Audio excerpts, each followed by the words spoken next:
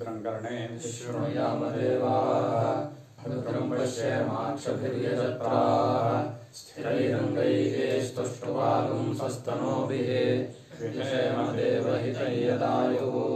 ओम शांति शांति शान्तिः। ओम नमो ब्रह्मादिभ्यो ब्रह्मविद्यासम्प्रदायकर्तृभ्यो वंशऋषिभ्यो नमो महद्भ्यो नमो गुरुभ्यः। सर्वोपप्लवरहितप्रज्ञानघनप्रत्यगर्थो ब्रह्मैवाहमस्मि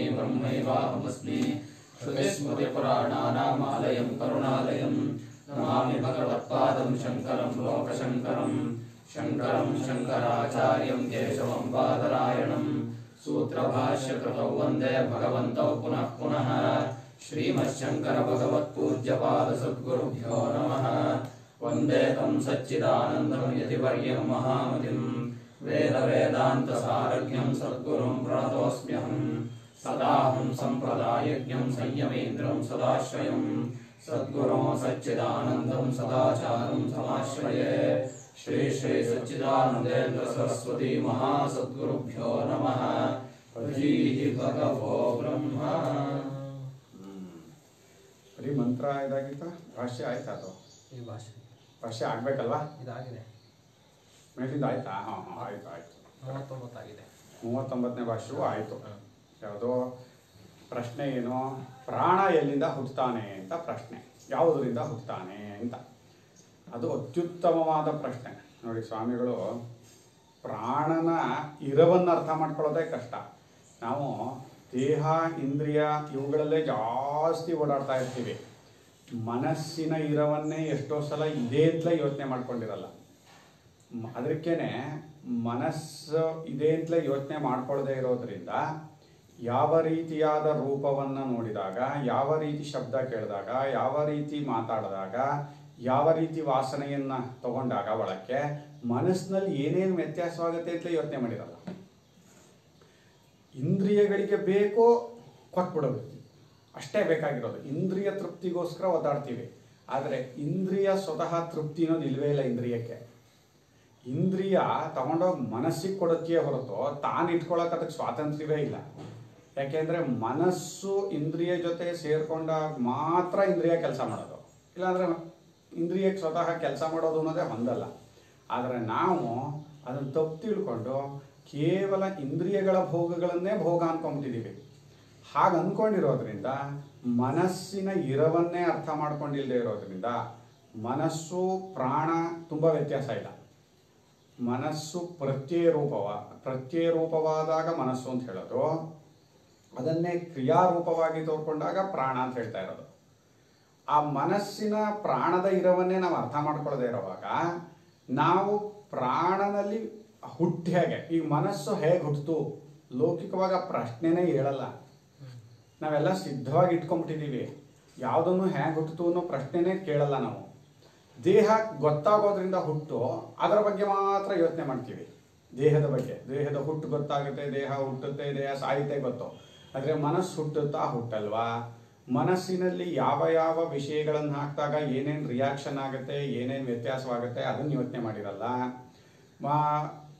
ಇದು ಮನಸ್ಸು ಇಲ್ಲದೆ ಇರೋವಾಗ ನಾನು ಹೇಗಿರ್ತೀನಿ ಅಂತ ಯೋಚನೆ ಮಾಡಲ್ಲ ಮನಸ್ಸು ಇಲ್ಲದೆ ಇದ್ರೂ ನಾನು ಇರೋಕ್ಕಾಗತ್ತಾ ಅಂತ ಯೋಚನೆ ಮಾಡಿಲ್ಲ ಅದ್ರ ಬಗ್ಗೆ ಯೋಚನೆ ಮಾಡಿಲ್ಲ ಮನಸ್ಸಿನ ಬಗ್ಗೆನೇ ಯೋಚನೆ ಮಾಡಿಲ್ಲ ಅಂದರೆ ಮನಸ್ಸಿನ ಹುಟ್ಟಿನ ಬಗ್ಗೆ ಯಾರು ಯೋಚನೆ ಮಾಡ್ತಾರೆ ಮನಸ್ಸಿಗೂ ಪ್ರಾಣಕ್ಕೂ ತುಂಬ ವ್ಯತ್ಯಾಸ ಇಲ್ಲ ಆ ನಾನು ಅನ್ನೋದು ಮನಸ್ಸಲ್ಲಿ ಸೇರ್ಕೊಳುತ್ತಲ್ಲ ಅದೇ ಪ್ರಾಣ ಆ ನಾನು ಅಂದರೆ ಆತ್ಮನ ಛಾಯೆ ಅದು ಅದನ್ನ ಯಥೇಶಾ ಪುರುಷೇ ಛಾಯಾ ಅಂದ್ರು ಆ ಚೈತನ್ಯ ಸ್ವರೂಪನಾದ ಪರಮಾತ್ಮನು ಮನಸ್ಸಿನಲ್ಲಿ ಅಭಿಮಾನ ಪಟ್ಕೊಂಡಾಗ ನಾನು ಅಂತ ಬರೋದೇ ಅಲ್ತಾನೆ ಮನಸ್ಸು ಅಂದ್ರೆ ಅಂತಃಕರಣ ಪೂರ್ತಿ ಹೇಳ್ತಾ ಇದ್ದೀವಿ ಬುದ್ಧಿ ಮನಸ್ಸು ಏಕೀಕೃತ್ಯ ಅಂತ ಆ ನಾನು ಅಂತ ಉತ್ಪತ್ತಿ ಆಗುತ್ತಲ್ಲ ತೋರ್ಕೊಳುತ್ತಲ್ಲ ಅದೇ ಪ್ರಾಣನ ರೂಪ ಆ ನಾನು ತೋರ್ಕೊಳಕ್ ಶುರುವಾಯಿತು ಅಂದರೆ ಕ್ರಿಯೆ ಶುರುವಾಗ್ತಾ ಇರುತ್ತೆ ನಾನು ಇದೆ ಕ್ರಿಯೆ ಇಲ್ಲ ಅನ್ನೋ ಶಬ್ದಕ್ಕೆ ಅರ್ಥ ಇಲ್ಲ ಅದಕ್ಕೇನೆ ನಾನು ಏನೂ ಮಾಡಲ್ಲ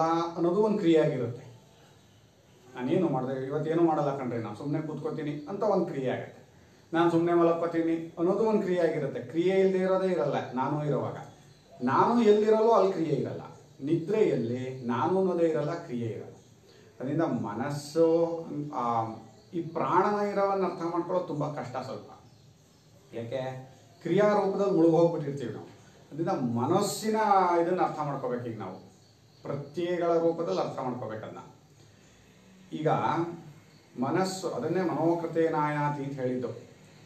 ಮನಸ್ಸಿನ ಸಂಕಲ್ಪ ವಿಕಲ್ಪಗಳಿಂದಲೇ ಪ್ರಾಣ ಅಲ್ಲಿಗೆ ಬರೋದು.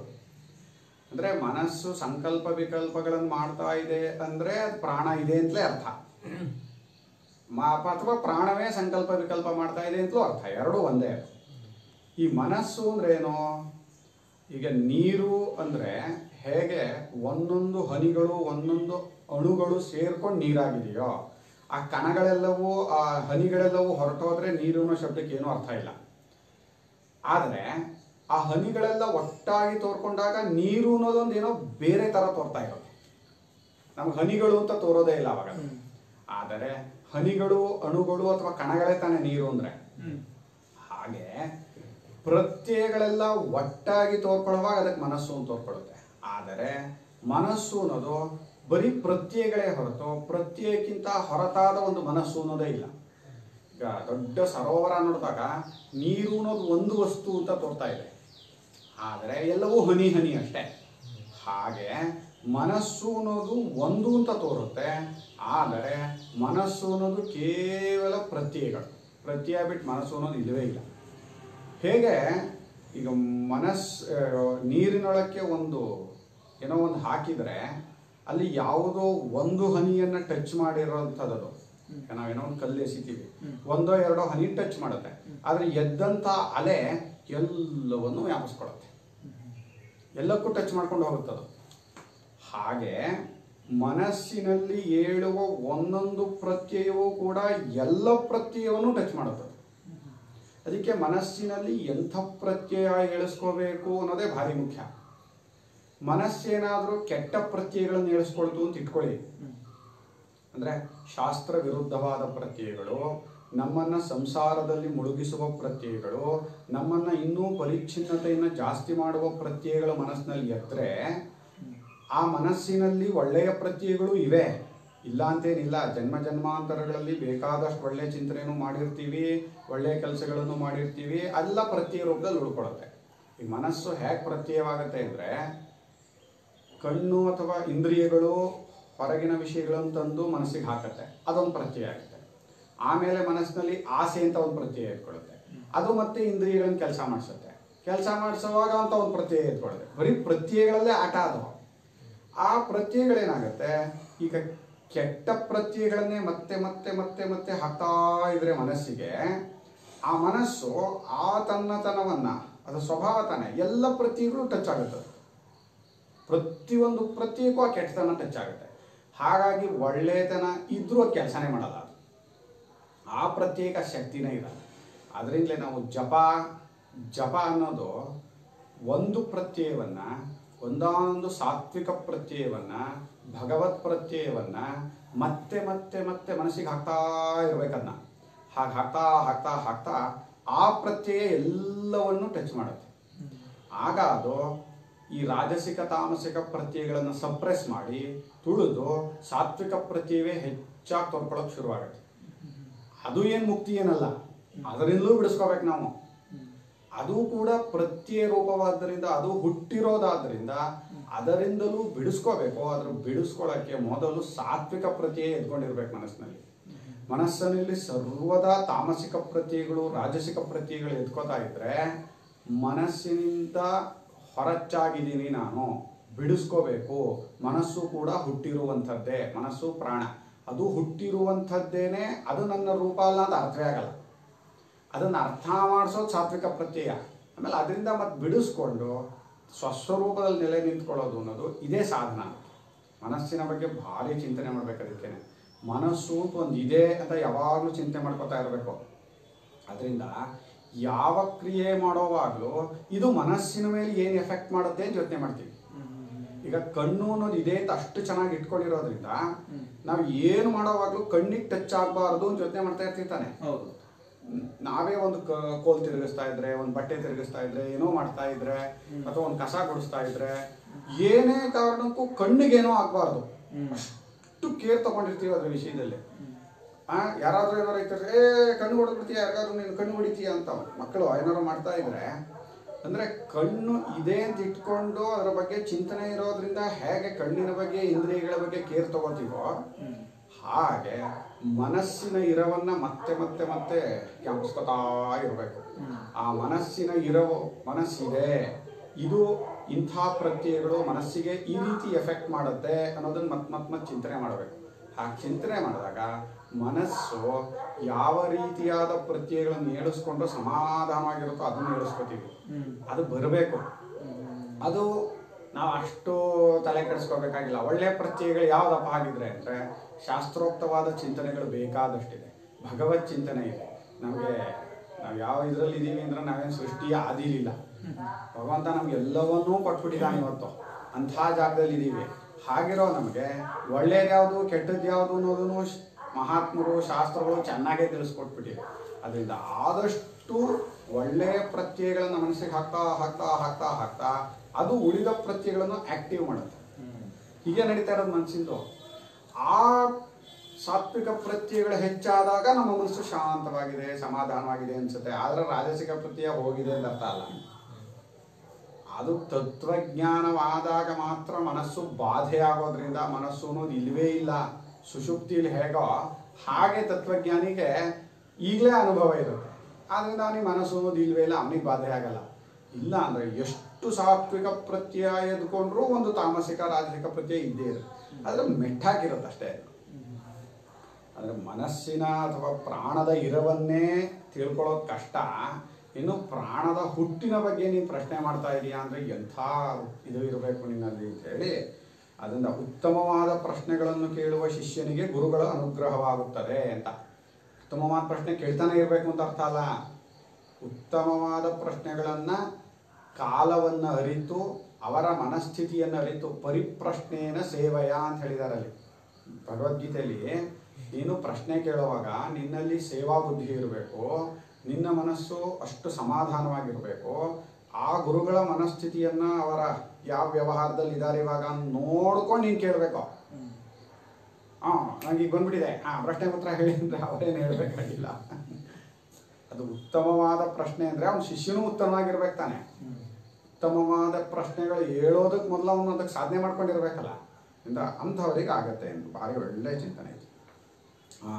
ಈಗ ಮೊದಲು ಪ್ರಾಣ ಅಂದರೆ ಏನು ಅಂತ ಹೇಳಿದ್ದಾಯಿತು. ಹೇಗೆ ಹುಟ್ಟುತ್ತೆ ಅಂದರೆ ಆತ್ಮನಿಂದಲೇ ಹುಟ್ಟುತ್ತೆ. ಆ ಆತ್ಮನಿಂದ ಹುಟ್ಟುತ್ತೆ ಅಂದರೆ ಏನು ಅಂದರೆ ಆತ್ಮನ ನೆರಳನ್ನೇ ನಾವು ಪ್ರಾಣ ಅಂತ ಇರೋದು. ಪ್ರಾಣ ಅನ್ನೋದು ಒಂದು ವಸ್ತುವಾಗಿ ಬೇರೆಯಾಗಿರಲ್ಲ. ಆದರೆ ಪ್ರಾಣದ ಯಾವ ವಿಕಾರಗಳು ಆತ್ಮನಿಗೆ ಟಚ್ ಆಗಲ್ಲ. ಆತ್ಮನನ್ನೇ ಒಂದಾನೊಂದು ಇದರಲ್ಲಿ ಪ್ರಾಣ ಅಂತ ಇರೋದು. ಆದರೆ ಪ್ರಾಣ ಹುಟ್ಟಿದ್ರು ಪ್ರಾಣ ಹೋದರೂ ಆತ್ಮನಿಗೆ ಯಾವ ವ್ಯತ್ಯಾಸವೂ ಇಲ್ಲ. ಈಗ ನಮ್ಮ ನೆರಳು ಹೋಗ್ಬಿಡ್ತು ಅಂತ ಬೇಜಾರಾಯ್ತಾ? ಹುಟ್ಟಿತು ಅಂತ ಖುಷಿ ಆಯ್ತಾ? ಏನೂ ಇಲ್ಲ, ಹಾಗೆ ಇರುತ್ತೆ. ಹಾಗೆ ಛಾಯೆ ಅದು ಅದೊಂದು ನೆರಳು ಅಂತ. ಹಾಗೆ ಈ ದೇಹದಲ್ಲಿ ಬಂದು ಸೇರ್ಕೊಳ್ಳೋದು ಹೇಗೆ ಅನ್ನೋ ಪ್ರಶ್ನೆಗೆ ಆ ಮನಸ್ಸು ಸಂಕಲ್ಪ ವಿಕಲ್ಪಗಳನ್ನು ಮಾಡ್ತಾ ಇದೆಯಲ್ಲಪ್ಪ, ಆ ಸಂಕಲ್ಪ ವಿಕಲ್ಪಗಳನ್ನು ಮಾಡ್ತಾ ಮಾಡ್ತಾ ಮಾಡ್ತಾ ಒಂದು ಕ್ರಿಯೆ ಮಾಡುತ್ತೆ. ಆ ಕ್ರಿಯೆಯಿಂದ ಒಂದು ದೇಹ ಉತ್ಪತ್ತಿ ಆಗುತ್ತೆ. ಆ ದೇಹದಲ್ಲಿ ಉತ್ಪತ್ತಿ ಆಗುತ್ತೆ ಅಂದರೆ ಅದೇ ಪ್ರಾಣ. ಅಲ್ಲಿ ಪ್ರಾಣ ಸೇರ್ಕೊಂಡ್ರೆ ತಾನೇ ಉತ್ಪತ್ತಿ ಆಗೋದು, ದೇಹ ತೋರ್ಕೊಳ್ಳೋದು ಒಂದು. ಇನ್ನೊಂದು ಮನಸ್ಸಿನಲ್ಲಿ ಸಂಕಲ್ಪ ವಿಕಲ್ಪಗಳ ಏನು ಹೇಳ್ತಾ ಇದೆ ಅದೇ ಪ್ರಾಣ. ಆ ರೂಪದಲ್ಲಿದ್ದಾನೆ ಪ್ರಾಣ, ಸಂಕಲ್ಪ ವಿಕಲ್ಪಾದಿಗಳ ರೂಪದಲ್ಲಿದ್ದಾನೆ ಅಂತ. ಈಗ ಯಥಾ ಸಮ್ರಾಡೇವ ಅಧಿಕೃತಾನ್ ವಿನಿಯುಂಕ್ತೆ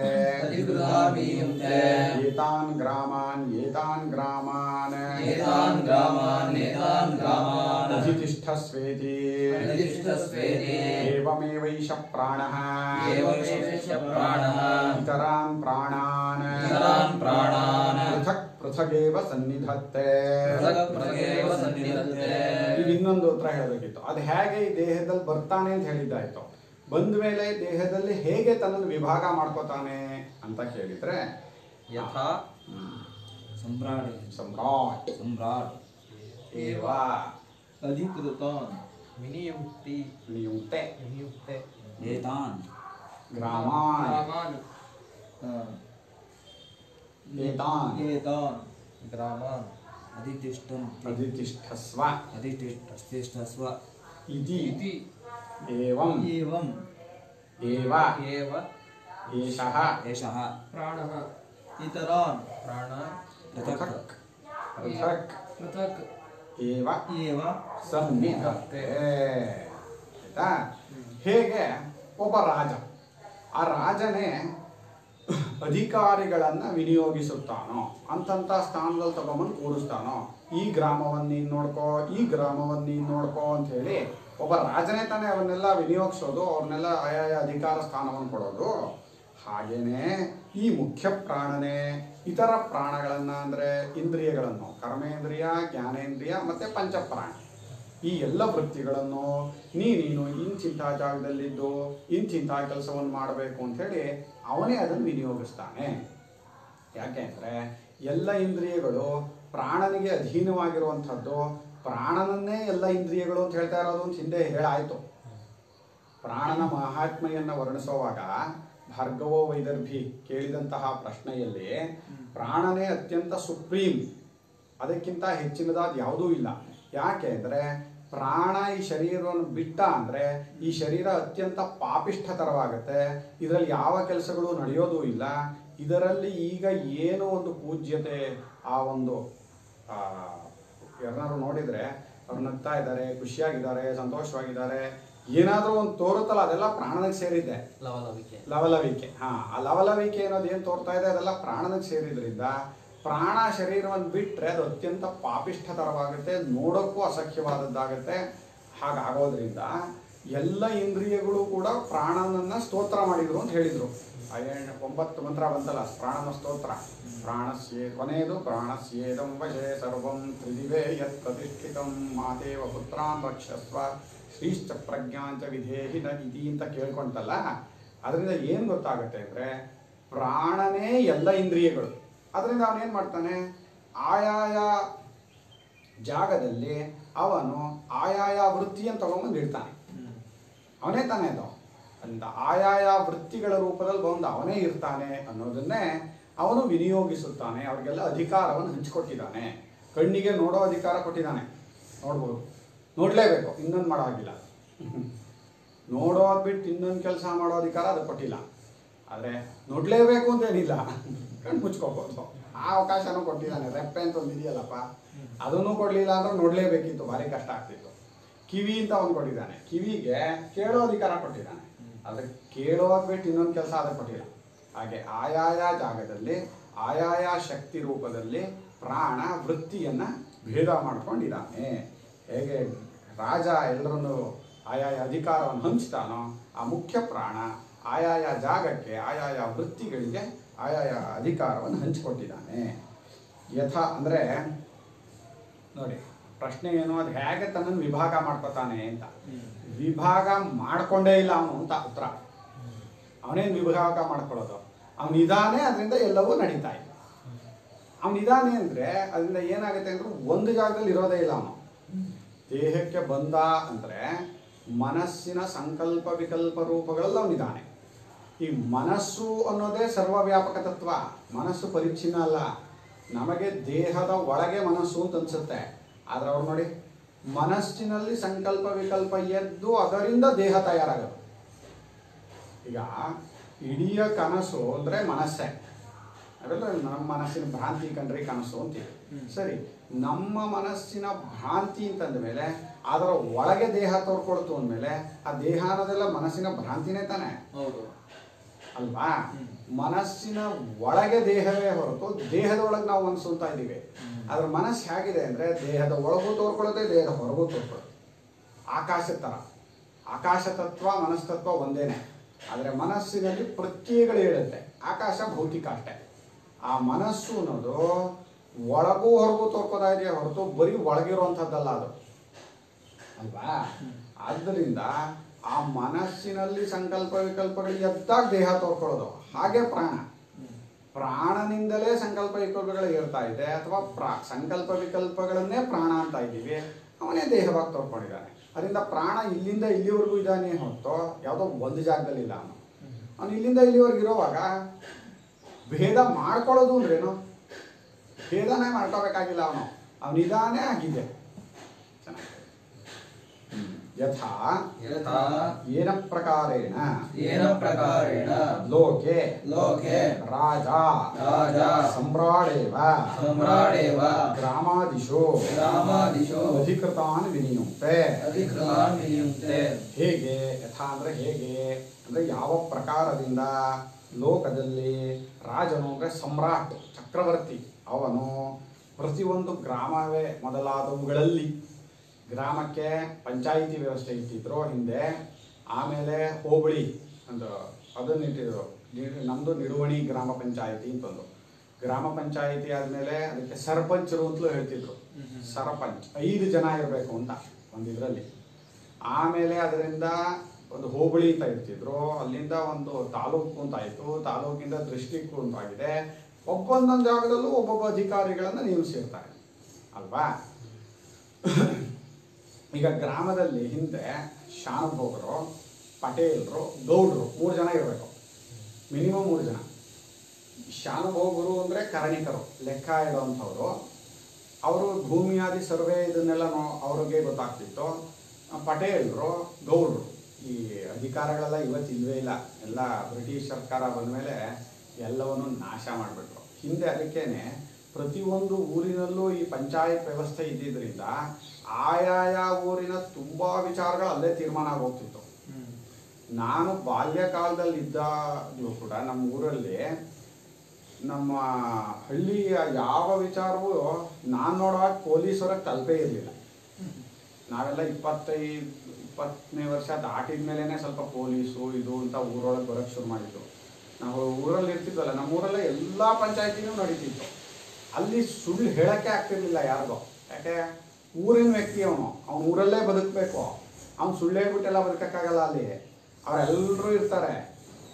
ಹಾಗಾಗಿ ಆ ಹೆದರಿಕೆ ಇದ್ದಿದ್ರಿಂದಲೇ ತಪ್ಪುಗಳೇ ನಡೀತಿರ್ಲಿಲ್ಲ. ಅಕಸ್ಮಾತ್ ನಡೆದ್ರೂ ಕೂಡ ಅಲ್ಲಿ ಅದೇ ಶಿಕ್ಷೆ. ಅವನೇನು ಶಿಕ್ಷೆ ಏನು ನಾವು ನೋಡ್ತಿದ್ವಿ. ನ್ಯಾಯ ಪಂಚಾಯತಿ ಅಂದ ತಕ್ಷಣ ನಾವು ಹೋಗಿರ್ತಿದ್ವಿ, ಅಲ್ಲಿ ನಿಂತ್ಕೊಂಡು ನೋಡ್ತಾ ಇರ್ತಿದ್ವಿ. ಅವನಿಗೆ ದಂಡ ಹಾಕ್ತಿದ್ರು, ಊರಿನ ದೇವಸ್ಥಾನಕ್ಕೆ ಇಷ್ಟು ಕೊಡು ನೀನು ಅಂತ. ಯಾರಿಗೋ ವ್ಯಕ್ತಿಗಲ್ಲ.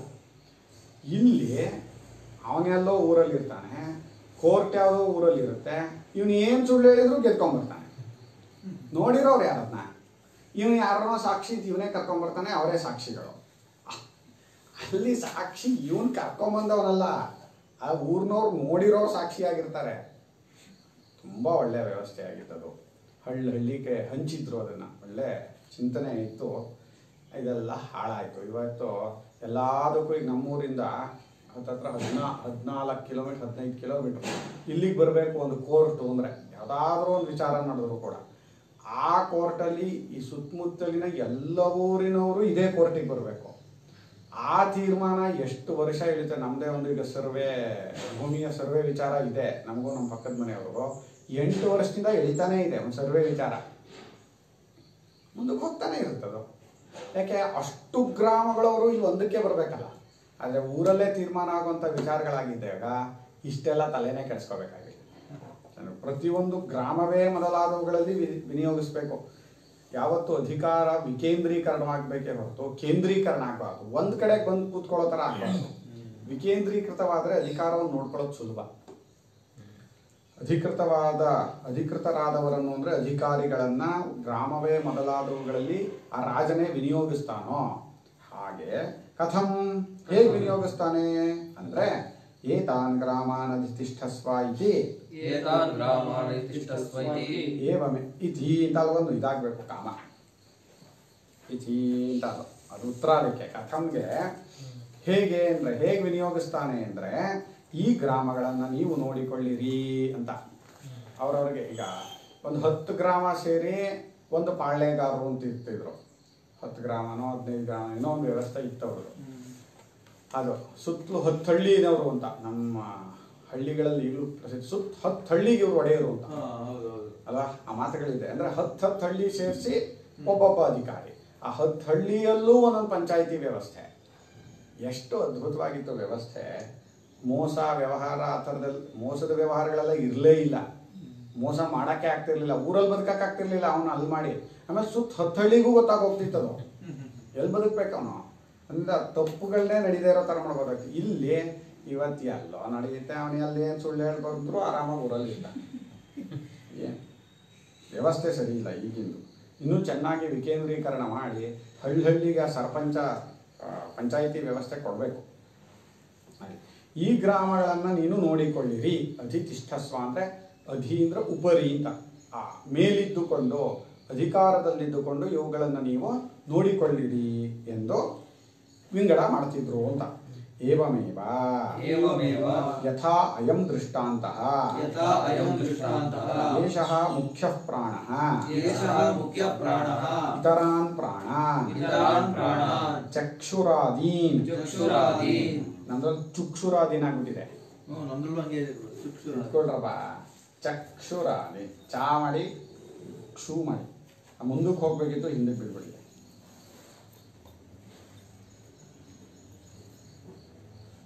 ಚಕ್ಷುರಾದೀನ್ ಆತ್ಮಭೇದಾಂಶ್ಚ ಪೃಥಕ್ ಪೃಥಗೇವ ಯಥಾಸ್ಥಾನಂ ಸನ್ನಿಧತ್ತೆ ವಿನಿಯುಕ್ತೆ. ಈ ಗ್ರಾಮಗಳನ್ನು ನೋಡಿಕೊಳ್ಳಿರಿ ಅಂತ ಅವಲ್ಲಿ ಹೇಗೆ ಅಧಿಕಾರಿಯನ್ನು ನೇಮ ಮಾಡಿರ್ತಾನೋ, ಅದರಿಂದ ಅಧಿಕಾರಿ ಅವನಷ್ಟೇ ಶಕ್ತಿವಂತ ಈ ಗ್ರಾಮಕ್ಕೆ. ಈ ಗ್ರಾಮದಲ್ಲಿ ಅವನೇ ಶಕ್ತಿವಂತನಾಗಿರ್ತಾನೆ. ಆದ್ದರಿಂದ ಹೇಗೆ ಈ ದೃಷ್ಟಾಂತವಿದೆಯೋ ಹಾಗೆಯೇ ಈ ಮುಖ್ಯ ಪ್ರಾಣನು ಇತರ ಪ್ರಾಣಗಳನ್ನು ಅಂದರೆ ಕಣ್ಣೇ ಮೊದಲಾದ ಇಂದ್ರಿಯಗಳನ್ನು ತನ್ನದೇ ಭೇದ, ಆತ್ಮಭೇದ, ತನಗಿಂತ ಅವು ಯಾವತ್ತೂ ಬೇರೆಯಾಗಿ ಇಲ್ಲವೇ ಇಲ್ಲ. ಅದರಿಂದಲೇ ತಾನು ಹೋಗುವಾಗ ಅದರ ಎಲ್ಲ ಶಕ್ತಿಯೂ ವಾಪಸ್ ಹೊಟ್ಟೋಗ್ಬಿಡುತ್ತೆ, ಇಲ್ಲಿರೋದೇ ಇಲ್ಲ. ಆತ್ಮ ತನ್ನದೇ ಭೇದಗಳನ್ನು ಪೃಥಕ್ ಪೃಥಕ್ ಅಂದರೆ ಬೇರೆ ಬೇರೆಯಾಗಿ, ಅಂದರೆ ಯಥಾಸ್ಥಾನಂ, ಬೇರೆ ಬೇರೆಯಾಗಿ ಅಂದರೆ ಕಣ್ಣನ್ನು ತಗೊಂಬಂದು ಇಲ್ಲಿಡಲ್ಲ, ಇದ್ರ ಶಕ್ತಿ ತಗೊಂಬಂದು ಅಲ್ಲಿಡಲ್ಲ. ಅದರ ಸ್ಥಾನಕ್ಕೆ ತಕ್ಕಂತೆ ಸ್ಥಾನಂ ಅರತಿಕ್ರಮ್ಯ ಯಥಾಸ್ಥಾನಂ ಅಂತ. ಆ ಸ್ಥಾನವನ್ನು ಮೀರದಂತೆ ಆಯಾಯ ವೃತ್ತಿಗಳನ್ನು ಅಲ್ಲಲ್ಲಿಯೇ ಇಡುತ್ತಾ ಅದನ್ನು ವಿನಿಯೋಗಿಸುತ್ತಾನೆ, ಅದನ್ನು ನೋಡ್ಕೋತಾನೆ. ಈಗ ಅಲ್ಲಿ ಇಡೋದು ನೋಡ್ಕೊಳ್ಳೋದು ಎರಡು ಅಲ್ವೇ ಇಲ್ಲ ಅವನಿಗೆ. ರಾಜ ಒಂದೊಂದು ಗ್ರಾಮಕ್ಕೆ ಅಧಿಕಾರಿಗಳನ್ನು ಇಡ್ತಾನೆ ಅಂದರೆ ಇಡ್ತಾನೆ ಅನ್ನೋದು ನೋಡ್ಕೋತಾನೆ ಅನ್ನೋದು ಎರಡೂ ಒಂದೇ. ಈ ಗ್ರಾಮವನ್ನು ನೋಡ್ಕೋತಾನೆ ಅಂದ್ರು ಅಧಿಕಾರಿಗಳನ್ನು ಇಡ್ತಾನೆ ಅಂದ್ರು ಎರಡೂ ಒಂದೇ ಅಲ್ವಾ? ಹಾಗೆ ಇಲ್ಲೂ ಕೂಡ ಆ ವೃತ್ತಿಗಳನ್ನು ಇಡೋದೇ ವೃತ್ತಿಗಳನ್ನು ನೋಡ್ಕೊಳ್ಳೋದು, ಕಣ್ಣಾದಿಗಳನ್ನು ಇಂದ್ರಿಯಗಳನ್ನು ಕಾಪಾಡೋದು. ತತ್ರ ವಿಭಾಗ, ಇಲ್ಲೂ ಒಂದು ಮತ್ ವಿಭಾಗ ಇದೆ. ಹೇಗೆ ವಿಭಾಗ? ಇಲ್ಲಿ ಈ ಅಧ್ಯಾತ್ಮವಾಗಿ ಹೇಗೆ ವಿಭಾಗ ಅಂತ ಕೇಳಿದ್ರೆ, ವಾಯುಪಸ್ಥೆ ಪಾನಂ ಚಕ್ಷುಶ್ರೋತ್ರೇ ಮುಖನಾಸಿಕಾಭ್ಯಾಂ ಪ್ರಾಣ ಸ್ವಯಂ ಪ್ರಾತಿಷ್ಠತೆ ಮಧ್ಯೆ ತು ಸಮಾನಃ ಏಷ ಹ್ಯೇತತ್ ಹುತಂ ಅನ್ನಂ ಸಮಂ ನಯತಿ ತಸ್ಮಾದೇತಾಃ ಸಪ್ತಾರ್ಚಿಷೋ ಭವಂತಿ. ವಾಯುಪಸ್ಥೆ ಪಾನಂ ಅಪಾನಂ ಪಾನಂ ಚಕ್ಷುಶ್ರೋತ್ರೇ ಮುಖನಾಸಿಕಾಭ್ಯಾಂ ಪ್ರಾಣಃ ಸ್ವಯಂ ಪ್ರಾತಿಷ್ಠತೆ ಮಧ್ಯೆ ತು ಸಮಾನಃ ಏಷಃ ಹಿ ಏತತ್ ಹುತಂ ಅನ್ನಂ ಸಮಂ ನಯತಿ ತಸ್ಮಾತ್ ಏತಾಃ ಸಪ್ತಾರ್ಚಿಷಃ ಭವಂತಿ. ಏನು ಮಾಡ್ತಾನೆ ಅಂದರೆ, ವಾಯು ಉಪಸ್ಥ ಅಂದರೆ ಜನನೇಂದ್ರಿಯ ಮತ್ತು ಗುದದ್ವಾರ ಇವುಗಳಲ್ಲಿ ಅಪಾನ ವೃತ್ತಿಯನ್ನು ಇಟ್ಟಿದ್ದಾನೆ. ಅಪಾನ ಅನ್ನೋದು ಅಪ ಅನ ಹೊರಗಡೆ ಹೋಗೋದು ಅಂತ, ತಳ್ಳುವಂಥದ್ದು ಅಂತ. ಆ ತಳ್ಳುವಂಥ ಜಾಗಗಳಲ್ಲಿ ಎಲ್ಲೆಲ್ಲೆಲ್ಲಿ ಇದೆಯೋ ಅಲ್ಲೆಲ್ಲ ಅಪಾನ ವೃತ್ತಿಯನ್ನು ಇಟ್ಬಿಟ್ಟಿದ್ದಾನೆ. ಇಲ್ಲೂ ಕೆಲವು ಸಲ ಈಗ ವಾಂತಿ ಅನ್ನೋದೆಲ್ಲ ಹೊರಗಡೆ ತಳ್ಳುತ್ತಲ್ವಾ, ಅಲ್ಲಿ ಅಪಾನ ಕ್ರಿಯೆ ಮಾಡಬೇಕು. ಪ್ರಾಣ ಅನ್ನೋದು ಒಳಗೆ ಇದ್ದುಕೊಂಡು ಪ್ರಕರ್ಷೇಣ ಅನಿತಿ, ಒಳಗಿದ್ಕೊಂಡು ಕೆಲಸ ಮಾಡೋವಂಥದ್ದು. ತಳ್ಳುವಂಥದ್ದು ಕೆಲವೊಂದು ಇರುತ್ತೆ, ಆ ತಳ್ಳುವಂಥದ್ದು ಜಾಗದಲ್ಲೆಲ್ಲ ಅಪಾನ ವೃತ್ತಿ ಕೆಲಸ ಮಾಡುತ್ತೆ. ಅದರಿಂದ ಪಾಯು ಮತ್ತು ಉಪಸ್ಥಗಳಲ್ಲಿ ಅಪಾನ ವೃತ್ತಿಯನ್ನು ಇಟ್ಟಿದ್ದಾನೆ. ಇನ್ನು ಕಣ್ಣು, ಕಿವಿ, ಮುಖ, ಮೂಗು ಇವುಗಳಲ್ಲಿ ಪ್ರಾಣ ಸ್ವತಃ ಇಟ್ಕೊಂಡಿದ್ದಾನೆ. ಯಾಕೆ? ಅಲ್ಲಿ ತಳ್ಳೋದೇನೂ ಇಲ್ಲ, ಅಲ್ಲಿ ಕೆಲಸ ಮಾಡಬೇಕದು ಅಲ್ವಾ? ಅಲ್ಲಿ ಕೆಲಸ ಮಾಡಬೇಕಾದ್ರಿಂದ ಪ್ರಾಣನು ಸ್ವತಃ ತನ್ನದಾದ ಮುಖ್ಯ ವೃತ್ತಿಯಲ್ಲಿ ಇದ್ಕೊಂಡು ಕೆಲಸ ಮಾಡ್ತಾರೆ. ಅದಕ್ಕೆ ಅವುಗಳಿಗೆ ಜ್ಞಾನೇಂದ್ರಿಯರು ಅಂತ ಭಾರಿ ಮುಖ್ಯ ಸ್ಥಾನಗಳು ಅವೆಲ್ಲ. ಈ ಕೈಯಿನ ಈಗ ಕೈ ಒಬ್ಬ ವ್ಯಕ್ತಿಗೆ ಕಣ್ಣಿಲ್ದೋ ಕೈ ಇಲ್ದೇ ಇರೋದು ವಾಸಿನೋ ಅಂದರೆ ಕಣ್ಣಿರೋದೇ ವಾಸಿಪ್ಪ ತಾನು ಪಾಡಿಗೆ ತಾನು ಓಡಾಡ್ಕೋತಾನೆ ಅನ್ಬೋದು ಅಲ್ವಾ. ಜ್ಞಾನೇಂದ್ರಿಯಗಳಿಗೆ ಪ್ರಾಣ ಸ್ವತಃ ಅಲ್ಲಿ ಇದ್ಕೊಂಡು ಕೆಲಸ ಮಾಡೋದ್ರಿಂದ ಅವನು ತನ್ನ ರೂಪದಲ್ಲಿ ಹಾಗೆ ಇದ್ದಾನೆ. ಇನ್ನು ಮಧ್ಯದಲ್ಲಿ ಅಂದರೆ ಇಲ್ಲಿ ಮಧ್ಯಭಾಗ, ಮಧ್ಯಪ್ರದೇಶ, ಆ ಮಧ್ಯಪ್ರದೇಶದಲ್ಲಿ ಇವನು ಮೊನ್ನೆ ಮಾತಾಡ್ತಿದ್ವಿ ನಾವು, ದೇಹವನ್ನೇ ಭಾರತ ಅಂತ ಇಟ್ಕೊಂಡು ಇದು ಕಾಶ್ಮೀರ, ಇದು ಮಧ್ಯಪ್ರದೇಶ, ಇದು ಕೇರಳ ಅಂತ, ಅದಕ್ಕೆ ಮಧ್ಯಪ್ರದೇಶ. ಆ ಮಧ್ಯದಲ್ಲಿ ಸಮಾನ ರೂಪದಲ್ಲಿ ಇದ್ದಾನೆ ಅಂತ. ಸಮಾನ ಅಂತ ಯಾಕೆ ಹೇಳ್ತೀವಿ ಅಂದರೆ ಈ ಸಮಾನ ವೃತ್ತಿಗೆ ಈ ಹುತವಾದ ಅನ್ನವನ್ನ, ಹೋಮ ಮಾಡಲ್ಪಟ್ಟ ಅನ್ನ, ಈ ಭಾವನೆ ಮಾಡಬೇಕು. ನಾವೇ ತಿಂತಾ ಇದೀವಿ ಅನ್ಕೋತೀವಿ, ತಿಂತಾ ಇದೀವಿ ಅನ್ನೋದಲ್ಲ, ನಾವು ಅದನ್ನ ಆ ವೈಶ್ವಾನರ ಅಗ್ನಿಗೆ ಹೋಮ ಮಾಡ್ತಾ ಇದೀವಿ ಅಥವಾ ಪ್ರಾಣನಿಗೆ ಕೊಡುತ್ತಿರುವ ಹವಿಸ್ಸಿದು ಅಂತ ಭಾವನೆ ಮಾಡಬೇಕು. ಹುತವಾದ ಅನ್ನ ನೋಡಿ, ಹೇಳ್ಕೊಡುವಾಗಲೇ ಹುತವಾದ ಅನ್ನ ಅಂತ ಹೇಳ್ಕೊಡ್ತಾ ಇದೆ. ಎಂಥ ಭಾವನೆ ಇದೆ ಅಂತ, ಪ್ರಾಣನಿಗೆ ಕೊಡ್ತಾ ಇರೋದೇ ಹೊರತದ್ದು ಸುಮ್ಮನೆ ತಿಂತಾ ಇಲ್ಲ, ಇಷ್ಟಿಷ್ಟು ತಿಂತಾ ಇದೆಯಾ ಅಂತ ಬೈಬಾರ್ದು ಯಾರನ್ನು. ಯಾಕೆ ಪ್ರಾಣ ವೃತ್ತಿ ಕೊಡ್ತಾ ಇರೋದು, ಆ ವೈಶ್ವಾನರ ಅಗ್ನಿ ಕೊಡ್ತಾ ಇರೋದು. ಆ ಹುತವಾದ ಅನ್ನವನ್ನ ಸಮವಾಗಿ ಕರ್ಕೊಂಡು ಹೋಗ್ತಾನೆ ಅಂತ. ಇಲ್ಲಿ ಅನ್ನ ಹೋಮ ಆಗುತ್ತೆ, ಅಲ್ಲಿ ಅದು ಅರಗುತ್ತೆ, ಅರಗಿದ ಮೇಲೆ ಅದರ ಮುಖ್ಯ ರಸಗಳು ಇದಾಗುತ್ತೆ. ಯಾವ ಯಾವ ಜಾಗಕ್ಕೆ ಯಾವ ಯಾವ ರಸವನ್ನು ತಲುಪಿಸ್ಬೇಕಲ್ಲ, ಆ ಕೆಲಸವನ್ನ ಸಮಾನ ಮಾಡ್ತಾನೆ. ಅದಕ್ಕೆ ಅವನಿಗೆ ಸಮಾನ ಅಂತ ಹೆಸರು. ಸಮಂ ನಯತೀತಿ ಸಮಾನ. ಸಮವಾಗಿ, ಸಮವಾಗಿ ಅಂದ್ರೆ ಎಲ್ಲದಕ್ಕೂ ಒಂದೇ ತರ ಅಲ್ಲ, ಯಾವ್ಯಾವ್ದಕ್ಕೆ ಎಷ್ಟೆಷ್ಟು ಕೊಡಬೇಕೋ ಅದು ಸಮಾನ. ಮೊನ್ನೆ ಹೇಳಿದ್ವಲ್ಲ, ತಾಯಿ ಎಲ್ಲರನ್ನೂ ಸಮಾನವಾಗಿ ನೋಡ್ಕೋತಾಳೆ ಅಂದ್ರೆ 2 ವರ್ಷದ ಮಗುಗೆ ಯಾಕೆ ಕೊಡಬೇಕು, 10 ವರ್ಷದ ಮಗುಗೆ ಯಾಕೆ ಕೊಡಬೇಕು ತಾಯಿಗೆ ಗೊತ್ತು. ಅದು ಸಮಾನತೆನೇ ಹೊರತು 2 ವರ್ಷದ ಮಗುಗೆ ಎಷ್ಟು ಕೊಡ್ತೀನೋ ಅಷ್ಟನ್ನೇ 10 ವರ್ಷದ ಮಗು ಕೊಡ್ತೀನಿ ಅಂತಲೋ, 10 ವರ್ಷದ ಮಗು ಎಷ್ಟು ತಿನ್ಬೇಕೋ 2 ವರ್ಷದ್ದು ಅಷ್ಟೇ ತಿನ್ಬೇಕು ಅಂದ್ರೆ ಸಮಾನ ಆಗತ್ತಾ?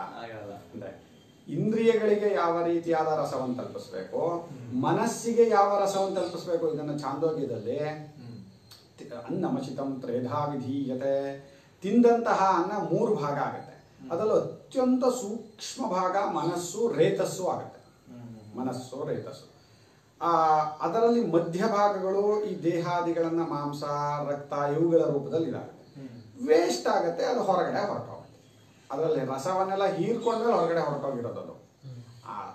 ಹಾಗೆ ಇಲ್ಲಿ ಯಾವ ಯಾವ ಇಂದ್ರಿಯಕ್ಕೆ ಎಂತೆಂಥದನ್ನು ತಲುಪಿಸ್ಬೇಕು ಅಂತ ಸಮಾನ ಗೊತ್ತು. ಅಂದರೆ ಸಮಾನ ವೃತ್ತಿ ಭಾರಿ ಮುಖ್ಯ. ಎಲ್ಲಿ ಸಮಾನ ವೃತ್ತಿ ಕೆಲಸ ಮಾಡಲ್ವೋ ಆ ಜಾಗಕ್ಕೆ ಆ ರಸ ಹೋಗೋದೇ ಇಲ್ಲ, ವೀಕ್ ಆಗಕ್ಕೆ ಶುರುವಾಗುತ್ತೆ.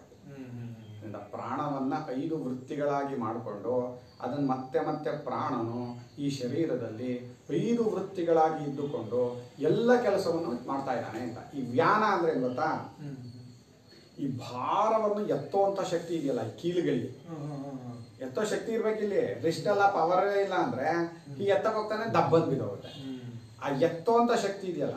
ಮತ್ತೆ ಆಜೇ ಸರಣಂ, ಆಜಿ ಅಂದ್ರೆ ಒಂದು ಗುರಿ, ಒಂದು ಗುರಿಯನ್ನು ಇಟ್ಕೊಂಡು ಇದನ್ನ ಓಡೋ ಅಂದ್ರೆ ಆ ಓಡಕ್ ಒಂದು ಶಕ್ತಿ ಬೇಕಲ್ಲ, ಅದೆಲ್ಲ ವ್ಯಾನದ ಶಕ್ತಿ ಅಂತ. ಅಂದ್ರೆ ಮಹಾನ್ ದೈಹಿಕ ಶ್ರಮಗಳನ್ನು ಮಾಡೋದಿದೆಯಲ್ಲ, ಎಂತೆಂತ ಅದನ್ನ ಎಸ್ತಾರೆ ಆ ಜಿಮ್ಮಲ್ಲಿಗೆ, ಈ ಕಡೆಗೆ ಇಷ್ಟು ಪ್ಲೇಟು, ಈ ಕಡೆಗೆ ಇಷ್ಟು ಪ್ಲೇಟು ಅಂತ ಹಾಕೊಂಡು ಈಗ ಎಸ್ತಾ ಇರ್ತಾರಲ್ಲ, ಆ ಶಕ್ತಿ ಎಲ್ಲ ವ್ಯಾನದ ಶಕ್ತಿ ಅಂತ. ಅಂದ್ರೆ ನಾವು ವ್ಯಾನ ಶಕ್ತಿಯನ್ನು ಉತ್ತೇಜನ ಮಾಡ್ಬೇಕು. ನಾವು ವ್ಯಾನ ಶಕ್ತಿ ಉತ್ತೇಜನ ಮಾಡಲಿಲ್ಲ ಅಂದ್ರೆ ದೇಹವೆಲ್ಲ ಹಾಗಾಗಿ ವೀಕ್ ಆಗಿ ಬಿದ್ದೋಗುತ್ತೆ. ಅದಾಗಬಾರ್ದು. ಪ್ರಾಣ ಇದಾನೆ, ಅದಕ್ಕೆ ಮನಸ್ಸು ಉತ್ತೇಜನ ಕೊಡಬೇಕು, ನೀನು ಇದನ್ನ ಮಾಡು ಅಂತ. ಅದರಿಂದ ಸ್ವಲ್ಪ ವಾಕಿಂಗ್ ಮಾಡ್ರಪ್ಪ, ಸ್ವಲ್ಪ ಕೆಲಸ ಮಾಡ್ರಪ್ಪ, ಹೊಟ್ಟೆ ಕರಗತ್ತೆ ಅಂತಾರೆ. ಇಲ್ಲ ಅಂದ್ರೆ ಮಧ್ಯಪ್ರದೇಶ ದೊಡ್ಡದಾಗುತ್ತೆ. ಈ ಹುತವಾದ ಅನ್ನವನ್ನ ಸಮಾನವಾಗಿ ತಗೊಂಡು ಹೋಗ್ತಾನೆ. ಆದ್ದರಿಂದಲೇ 7 ಅರ್ಚಿಸ್ಸು ಜ್ವಾಲೆಗಳು ಬಂದಿವೆ ಇಲ್ಲಿ. ಎಲ್ಲ ಒಂದು ಜ್ವಾಲೆಗಳ ತರ ಕಾಣ್ತಾ ಇದೆಯಲ್ಲ, ಏನೋ ನಡೀತಾ ಇದೆ ಅನ್ಸುತ್ತಲ್ಲ ಅಲ್ಲಿ. ಆ ಜ್ವಾಲೆಗಳು ಅನ್ನೋದು ಆ ಸಮಾನವು ಆಯಾಯ ವೃತ್ತಿಗೆ ಆಯಾಯ ಅನ್ನವನ್ನ ತಲುಪಿಸ್ತಾ ಇದೆ. ವಾಯುಪಸ್ಥೆ, ಈ ಭಾವನೆ ಮಾಡ್ಬೇಕು ನಾವು. ಇದೊಂದು ಅತ್ಯುತ್ತಮ ಭಾವನೆ. ಪ್ರಾಣನು ತನ್ನನ್ನ 5 ಭಾಗವಾಗಿ ಮಾಡಿಕೊಂಡು ಒಂದೊಂದು ಜಾಗದಲ್ಲಿ ಒಂದೊಂದು ಕೆಲಸವನ್ನು ಮಾಡ್ತಾ ಇದ್ದಾನೆ. ಅವನು ಮಧ್ಯದಲ್ಲಿ ಅಂದ್ರೆ ಉದರ ಪ್ರದೇಶದಲ್ಲಿ ಸಮಾನವಾಗಿದ್ದುಕೊಂಡು ಎಲ್ಲ ಕಡೆಗೂ ಆ ಪ್ರಾಣದ ಅನ್ನದ ಮುಖ್ಯ ರಸಗಳನ್ನ ಆಯಾಯ ಇಂದ್ರಿಯಕ್ಕೆ ಹೇಗೆ ಬೇಕೋ ಹಾಗೆ ತಲುಪಿಸ್ತಾ ಇದ್ದಾನೆ ಅಂತ ಭಾವನೆ ಮಾಡ್ತಾ ಇದ್ರೆ ಅದು ಪ್ರಾಣನ ಕ್ರಿಯೆ ಆಗತ್ತೆ. ಅವಾಗ ಪ್ರಾಣ ಮಾಡ್ತಾ ಇದ್ದಾರೆ, ಪ್ರಾಣೋಪಾಸನೆ ಆಗೋಗುತ್ತದೆ. ನಾನು ತಿಂದೆ ನಾನು ಅಡಗಿಸ್ಕೊಂಡೇ ಇಲ್ಲ ಹಾಗಾಗಿ ಪಾಯೂಪಸ್ಥೆ ವಾಯುಪಸ್ಥೆ ವಾಯುಶ್ಚ ಉಪಸ್ಥಶ್ಚ ವಾಯುಶ್ಚ ಉಪಸ್ಥಶ್ಚ ವಾಯುಪಸ್ಥಂ ವಾಯುಪಸ್ಥಂ ತಸ್ಮಿನ್ ತಸ್ಮಿನ್ ಪಾಯೂಪಸ್ಥೆ ಅಂತ ಮೂಲಪದ ಪಾಯುಶ್ಚ ಉಪಸ್ಥಶ್ಚ ಅಂತ ದ್ವಂದ್ವ ಸಮಾಸ ಮಾಡಿದರು ದ್ವಂದ್ವಶ್ಚ ಪ್ರಾಣಿಪೂರ್ಯ ಸೇನಾಂಗಾನಾಂ ಅಂತ ಆ ದ್ವಂದ್ವದಲ್ಲಿ ದ್ವಂದ್ವೈಕವದ್ಭಾವ ಅಂತ ದ್ವಂದ್ವವನ್ನು ಮಾಡುವಾಗ ಪಾಯೂಪಸ್ಥದಲ್ಲಿ ಸಪ್ತಮಿ ಇದು ಪಾಯುಶ್ಚ ಉಪಸ್ಥಶ್ಚ ಪಾಯೂಪಸ್ಥೌ ಆಗಬೇಕಿತ್ತು ಅದರ ದ್ವಂದ್ವೇಕವದ್ಭಾವ ಮಾಡಿದ್ದಾರೆ ದ್ವಂದ್ವಶ್ಚ ಪ್ರಾಣಿತೂರ್ಯ ಸೇನಾಂಗಾನಾಂ ಅಂತ ಪ್ರಾಣಿಗಳ ಅಂಗ ತೂರ್ಯ ಅಂದರೆ ವಾದಿತ್ರಾದಿಗಳು ಇಲ್ಲೆಲ್ಲ ಏಕವದ್ಭಾವ ಮಾಡಬೇಕು ಅಂತ ಹಾಗೆ ಇಲ್ಲಿ ವಾಯುಪಸ್ಥಂ ಅಂತ ಮಾಡಿದರು ಗುದದ್ವಾರ ಮತ್ತು ಉಪಸ್ಥೇಂದ್ರಿಯ ಅದರಲ್ಲಿ ಅಂತ ತಸ್ಮಿನ್ ಅಂತ ಆಚಾರ್ಯರು ಸಮಾಸವನ್ನು ತೋರಿಸ್ತಾರೆ ನಮಗೆ ಸಂಸ್ಕೃತವನ್ನು ಕಲಿಸ್ತಾ ಇದ್ದಾರೆ ಆಚಾರ್ಯರು ಅದರಲ್ಲಿ ಅಂತ ಅದಕ್ಕೆ ಪಾಯೋಪಸ್ಥೆ ಅಂತ ಆಯ್ತು ಮೂಲಪದ ಅಪಾನಂ ಆತ್ಮಭೇದಂ ಮೂತ್ರಪುರೀಷಾದಿ ಅಪನಯನಂ ಕುರ್ವನ್ ತಿಷ್ಠತಿ ಸನ್ನಿಧತ್ತೆ ತಸ್ಮಿನ್ ಅಂದ್ರೆ ಅದರಲ್ಲಿ ಅಪಾನವನ್ನು ಅಂದ್ರೆ ತನ್ನ ಒಂದು ಭೇದವನ್ನ 5 ಒಂದು ಭೇದವನ್ನ ಏನ್ ಮಾಡ್ತಾ ಇದ್ದಾನಲ್ಲಿ ಅಂದ್ರೆ ಮೂತ್ರ ಪುರೀಷವೇ ಮೊದಲಾದವುಗಳನ್ನ ಹೊರಗಡೆಗೆ ಹಾಕುತ್ತಾ ಆ ರೂಪದಲ್ಲಿ ಅಲ್ಲಿ ಇದ್ಕೊಂಡಿದ್ದಾನೆ ಅದು ಪ್ರಾಣನ ಕೆಲಸ ಅಂತ ಭಾವನೆ ಮಾಡಬೇಕು ಎಂಥ ಮೇಲ್ಮಟ್ಟಕ್ಕೆ ಹೋಗುತ್ತೆ ಗೊತ್ತಾ ಚಿಂತನೆ ಅದೇನೋ ಒಂದು ಅಸಹ್ಯ ಕ್ರಿಯೆನೂ ಅಲ್ಲ ಭಾರಿ ಏನೋ ಹೇಳ್ಕೊಳ್ಳುವಂಥದ್ದು ಅಲ್ಲ ಯಾವುದು ಈಗ ಮೈಥುನ ಸಮಾಚಾರಾದಿಗಳು ಕೂಡ ಅದು ಪ್ರಾಣನ ಕೆಲಸ ಅದು ಪ್ರಾಣ ನಡೆಸ್ತಾ ಇದ್ದಾನೆ ಆ ರೀತಿಯಾಗಿ ಭಾವನೆ ಮಾಡಿದ್ರೆ ಅತ್ಯುತ್ತಮವಾದ ಚಿಂತನೆ ತಥಾ ಚಕ್ಷುಶ್ರೋತ್ರೇ ಚಕ್ಷುಶ್ಚ ಶ್ರೋತ್ರಂಚ ಚಕ್ಷುಶ್ರೋತ್ರಂ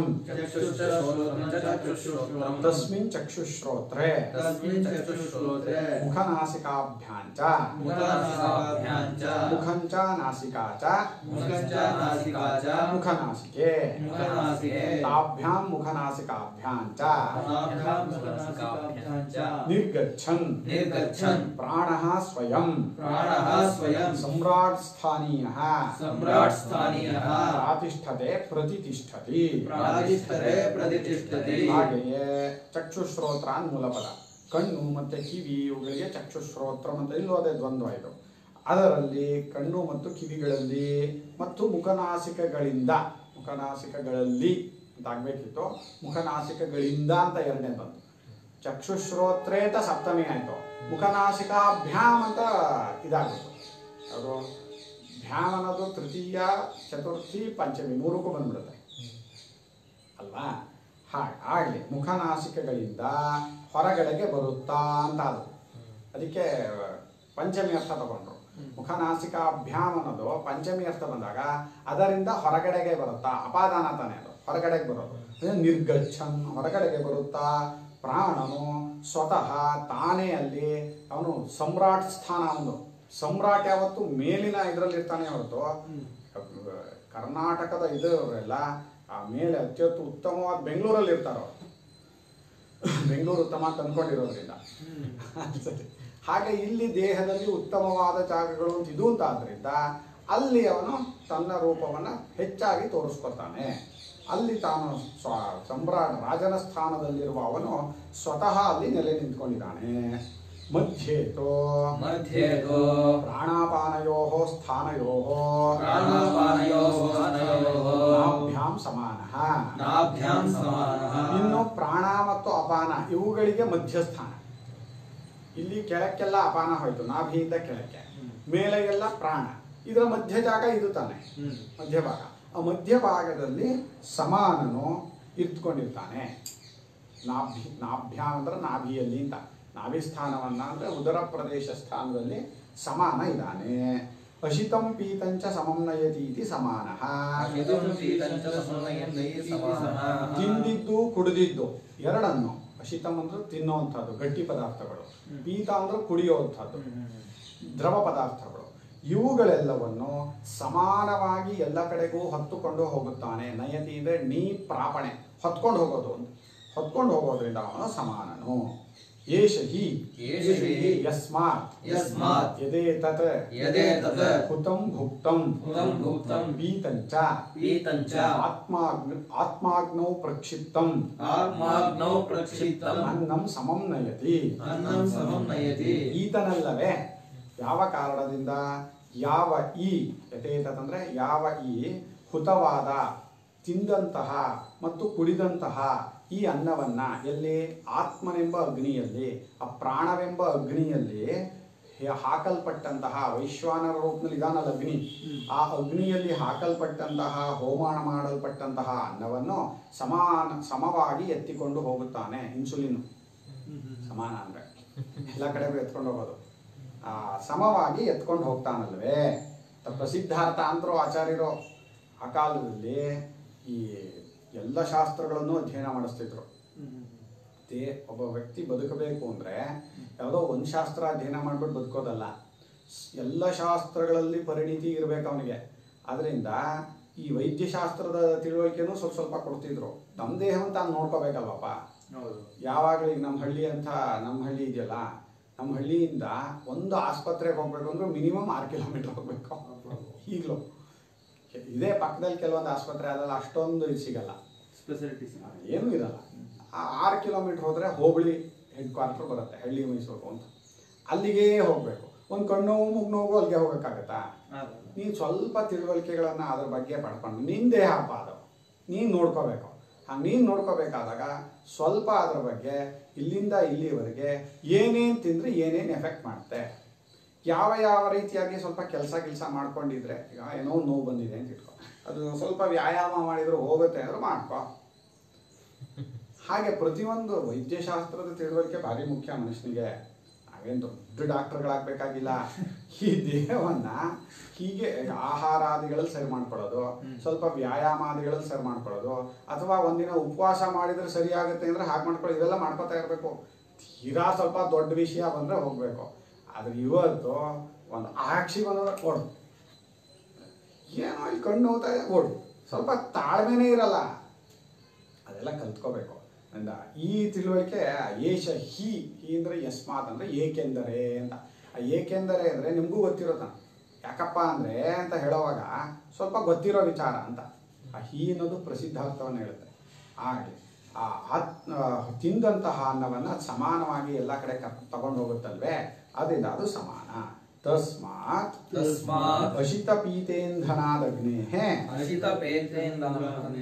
ಔದರ್ಯಾತ್ ಹೃದಯದೇಶಂ ಪ್ರಾಪ್ತಾತ್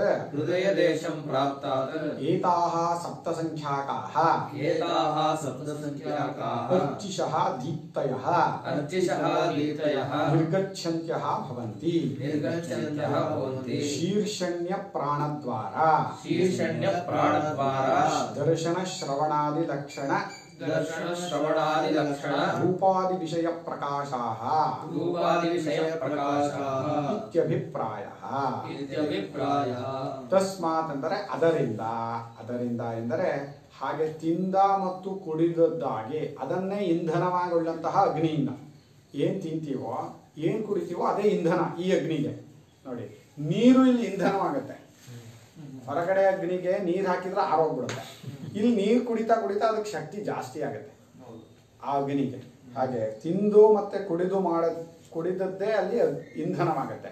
ಆ ಇಂಧನ ಅಂದ್ರೆ ಈ ದೀಪ್ತವು ಅಂತ ಅವಾಗ ಬೆಳಗಕ್ಕೆ ಶುರುವಾಗುತ್ತೆ ಇನ್ನೂ ಚೆನ್ನಾಗಿ. ಯಾರಿಗೆ ಅನ್ನ ಗಿನ್ನ ಎಲ್ಲ ಚೆನ್ನಾಗಿ ಬೀಳುತ್ತೋ ಅವ್ನು ಸ್ವಲ್ಪ ನೋಡೋದು ಕೇಳೋದು ಕೆಲಸ ಮಾಡೋದು ಚೆನ್ನಾಗಿ ಮಾಡ್ತಾನೆ. ಅನ್ನ ಅದೇ ಬಿದ್ದಿಲ್ಲ, ನೀರೇ ಬಿದ್ದಿಲ್ಲ ಏನು ಮಾಡೋಕ್ಕಾಗಲ್ಲ. ಹಾಗೆ ಆ ಇಂಧನದಿಂದ ಬೆಳೆದಂತಹ ಅಗ್ನಿ ಅದು ಚೆನ್ನಾಗಿ ದೀಪ್ತವಾಯಿತು. ಎಲ್ಲಿಂದ ಅಂದರೆ ಔದರ್ಯಾತ್, ಉದರ ದೇಶ ಅಂತ. ಉದರೇ ಭವ ಔದರ್ಯ ಅಂತ, ತತ್ರ ಭವ ಅಂತ, ಇದೆಲ್ಲ ತದ್ಧಿತ ಪ್ರತ್ಯಯಗಳು. ಆ ಉದರದಲ್ಲಿರುವಂತಹ ಅಗ್ನಿ ಅದರಿಂದ ಅವನು ಅಲ್ಲಿ ಚೆನ್ನಾಗಿ ಇಂಧನ ಕೊಟ್ಟಾಗ ಬೆಳಗೊಂಡ. ಎಲ್ಲಿಗೆ ಬಂದ? ಹೃದಯ ದೇಶಕ್ಕೆ ಬಂದ. ಆ ಹೃದಯದ ಮೂಲಕ ಹೊರಗಡೆಗೆ ಬಂದು ಇಲ್ಲಿ 7 ಅರ್ಚಿಸ್ಸಿನ ರೂಪದಲ್ಲಿ ಹೊರಗಡೆಗೆ ಬಂದ್ಬಿಟ್ಟ. ಅವನು ಯಾವಾಗ ಅಲ್ಲಿ ಅನ್ನ ಆಹಾರಗಳು ಬೀಳುತ್ತೋ ಸ್ವಲ್ಪ ಅವನಿಗೆಲ್ಲ ಇಂದ್ರಿಯಗಳು ಲವಲವಿಕೆ ಶುರುವಾಯಿತು, ಕೆಲಸ ಮಾಡೋದಕ್ಕೆ ಶುರುವಾಯಿತು. ನೋಡೋದು ಕೇಳೋದು ಇವೇ ಮೊದಲಾದ ರೂಪಾದಿ ವಿಷಯಗಳ ಪ್ರಕಾಶವು ಅಲ್ಲಿ ತೋರ್ಕೊಳ್ಳುತ್ತೆ ಅಂತ ಅರ್ಥ. ಇದನ್ನ ಹೀಗೆ ಭಾವನೆ ಮಾಡಬೇಕು. ಪ್ರಾಣವೆಂಬ ಅಗ್ನಿಗೆ, ಮುಖ್ಯ ಪ್ರಾಣವೆಂಬ ಅಗ್ನಿ ವೈಶ್ವಾನರ ಎಂಬ ಅಗ್ನಿಗೆ ಹೋಮ ಮಾಡಿದರೆ ಈ ಎಲ್ಲವೂ ಕೂಡ ಚೆನ್ನಾಗಿ ತಮ್ಮ ತಮ್ಮ ಕೆಲಸವನ್ನು ಮಾಡುತ್ತವೆ. ಇದು ಆ ಅಗ್ನಿಯ ಜ್ವಾಲೆಗಳು ಇವೆಲ್ಲ ಅಂತ ಭಾವನೆ ಮಾಡಬೇಕು. ಭಾವನೆ ಮಾಡಬೇಕು ಅಂತ ಇಲ್ಲಿ ಹೇಳ್ತಾ ಇಲ್ಲ. ಅದು ಪ್ರಸಿದ್ಧವಾದ ವಿಚಾರವನ್ನು, ಅತ್ಯುತ್ತಮವಾದ ಶಾಸ್ತ್ರ ವಿಚಾರವಾದ್ರಿಂದ ಹಾಗೆ ಭಾವನೆ ಮಾಡಿದರೂ ನಮಗೆ ಉತ್ತಮ ಫಲ ಆಗುತ್ತೆ. ಆಯ್ತಾ? ಇಲ್ಲೆಲ್ಲರೂ ಸ್ವಾಮಿಗಳು ಬರೆದಿದ್ದಾರೆ, ಪ್ರಾಸಂಗಿಕವಾದ ಉಪದೇಶ ಅಂತ ಬರೆದಿದ್ದಾರೆ ನೋಡಿ. ಶರೀರದಲ್ಲಿರುವ ಜಠರಾಗ್ನಿಯಲ್ಲಿ ತಿಂದದ್ದು ಕುಡಿದದ್ದು ಹೋಮವಾಗುವವು ಎಂದು ಭಾವಿಸುವುದು ಒಂದು ಅಗ್ನಿಹೋತ್ರಕ್ಕೆ ಸಮಾನ. ನೋಡಿ ಎಂಥ ಅದ್ಭುತ. ಈಗ ಒಂದು ಅಗ್ನಿಗೆ ಜ್ವಾಲೆ ಏಳುತ್ತೆ. ಆ ಅಗ್ನಿಗೆ ಜ್ವಾಲೆ ಏಳೋದು ಯಾವಾಗ? ಅದಕ್ಕೆ ಹೋಮ ಮಾಡಿದಾಗ. ನೀವು ಚೆನ್ನಾಗಿ ಹವಿಸ್ ಹಾಕಬೇಕು. ತುಪ್ಪ ಹಾಕಿದ್ರೆ ಬಕ ಬಕ ಬಕ ಬಕ ಉರಿಯಕ್ಕೆ ಶುರುವಾಗುತ್ತೆ. ಹಾಗಿಲ್ಲಿ ಈ ವೈಶ್ವಾನರವೆಂಬ ಅಗ್ನಿಗೆ ಹೋಮ ಮಾಡ್ತಾ ಇದ್ರೆ, ಅನ್ನ ಆಹಾರಗಳನ್ನು ಕೊಡ್ತಾ ಇದ್ರೆ, ಅವನು ಇಲ್ಲಿ 7 ಜ್ವಾಲೆಗಳ ರೂಪದಲ್ಲಿ, 7 ಜ್ವಾಲೆ ಯಾವುದು ಅಗ್ನಿಗೆ? ಮಂಡಕದಲ್ಲಿ ಬಂತು. ಕಾರಿ ಕಲಾರಿ ಚ ಮನೋಜವಾಚ ಸುಲೋಹಿತಾಯ ಚ ಸುಧೂಮ್ರವರ್ಣ ಸ್ಫುಲಿಂಗಿನಿ ವಿಶ್ವರುಚಿ ಚ ದೇವಿ ಲೀಲಾಯಮಾನ ಇತಿ ಸಪ್ತ ಜಿಹ್ವಾ ಅಂತ 7 ನಾಲ್ಗೆಗಳು. ಹಾಗೆ ಇಲ್ಲಿ 7 ಜ್ವಾಲೆಗಳು ತೋರ್ಕೊಳ್ಳುತ್ತವೆ. ಹಾಗೆ ಭಾವನೆ ಮಾಡ್ತಾ ಇದ್ರೆ ಇದೊಂದು ಅಗ್ನಿಹೋತ್ರಕ್ಕೆ ಸಮಾನವಾಗುತ್ತೆ ಅಂದ್ರು. ಇದು ಪ್ರಾಸಂಗಿಕವಾದ ಉಪದೇಶ ಅಂದರು. ಇದು ಈ ಪ್ರಸಂಗದಲ್ಲಿ ಅದ್ರ ಬೇಕಿಲ್ಲ. ಅದು ಶಾಸ್ತ್ರ ಒಂದಾನೊಂದು ಪ್ರಸಂಗವನ್ನು ತಗೊಂಡು ಒಂದು ಉಪದೇಶ ಮಾಡುತ್ತೆ, ಒಂದು ಭಾವನೆಯನ್ನು ಹೇಳುತ್ತೆ. ಯಾಕೆ? ಈ ಮುಂದಿನ ವಿಚಾರಗಳು ಅರ್ಥ ಆಗಬೇಕು ಅಂದರೆ ಮೊದಲು ಇಂಥ ಒಂದು ಒಳ್ಳೆಯ ಭಾವನೆಯನ್ನು ಮನುಷ್ಯ ತಗೋಬೇಕು. ನಾನು ತಿಂತಾ ಇದ್ದೀನಿ, ನನ್ನ ಇದಕ್ಕೋಸ್ಕರ, ನನ್ನ ಭೋಗಕ್ಕೋಸ್ಕರ ತಿಂತಾ ಇದ್ದೀನಿ ಅನ್ನೋದಕ್ಕಿಂತ ತಿಂದೇ ತಿಂತೀಯ, ಅದರಲ್ಲಿ ನಮಗೆ ಆ ರುಚಿಯಾದಿಗಳು ಹತ್ಕೊಳ್ಳುತ್ತೆ. ಆದರೆ ತಿನ್ನೋದೆಲ್ಲವೂ ಭಗವಂತನಿಗೆ ಕೊಡುತ್ತಿರುವ ಪ್ರಸಾದ ಅಥವಾ ಹವಿಸ್ಸು, ಆ ವೈಶ್ವಾನರಾಗ್ನಿಗೆ ಕೊಡುತ್ತಿರುವ ಹವಿಸ್ಸು ಅಂತ. ನಾನು ತಿಂತಾ ಇದ್ದೀನಿ ಅಭಿಮಾನ ಇಟ್ಕೊಂಡಾಗ ನಾನು ಭಗವಂತನ ಪ್ರಸಾದ ತಿಂತಾ ಇದ್ದೀನಿ ಮಾಡು, ಅದು ಉತ್ತಮ ಭಾವನೆ. ಅಥವಾ ನಾನು ಆ ಅಗ್ನಿಗೆ ಹೋಮ ಮಾಡ್ತಾ ಇದ್ದೀನಿ ಅಲ್ಲಿ ವೈಶ್ವಾನರಾಗ್ನಿಗೆ ಅಂತ ಮಾಡಿ ಅದರ ಜ್ವಾಲೆಗಳು ಇವೆಲ್ಲ ಅಂತ ಭಾವನೆ ಮಾಡಿದರೆ ಎಂಥ ಶಕ್ತಿ ಬರುತ್ತೆ. ಅದು ಹೋಮ ನಡೀತಾ ಇರೋದು, ಅಗ್ನಿಹೋತ್ರ ನಡೀತಾ ಇರೋದು. ಎಲ್ರಿಗೂ ನಮಗೆ ಭೌತಿಕ ಹೊರಗಿನ ಆದಿಭೌತಿಕ ಅಗ್ನಿಹೋತ್ರ ಮಾಡೋಕ್ಕಾಗಲ್ಲ. ಆದಿದೈವಿಕ ಆದಿಭೌತಿಕ ಸಂಬಂಧವಾದ ಅಗ್ನಿಹೋತ್ರ ಎಲ್ರಿಗೂ ಮಾಡೋಕ್ಕಾಗಲ್ಲ. ಇದನ್ನು ಯಾರು ಬೇಕಿದ್ರೂ ಮಾಡಬಹುದು. ಅಗ್ನಿಹೋತ್ರ ಹೀಗೊಂದು ಸ್ವಲ್ಪ ದಿನ ಭಾವನೆ ಮಾಡಿಬಿಟ್ರೆ ಆ ಭಾವನೆ ಬಲವಾಗಿ ಕೂತ್ಕೊಳ್ಳುತ್ತಲ್ಲ. ಅಗ್ನಿಹೋತ್ರ ನಡೀತಾ ಇರುತ್ತೆ ಯಾವಾಗಲೂ ಅಲ್ವಾ? ತಿನ್ನೋದು ಯಾವತ್ತೂ ಕಡಿಮೆ ಮಾಡ್ಕೊಳ್ಳಲ್ಲ. ನಾಡೇ ಮಾಡ್ತೀವಿ ನಾವು. ಮಾಡೋದ್ವಾಗ ಈ ಭಾವನೆ ಸೇರಿಸ್ಕೊಂಡ್ಬಿಟ್ರೆ ಉತ್ತಮ. ಹೃದಿ ಹ್ಯೇಷ ಆತ್ಮ ಏಕಶತಂ ನಾಡೀನಾಂ ತಾಸಾಂ ಶತಂ ಶತಂ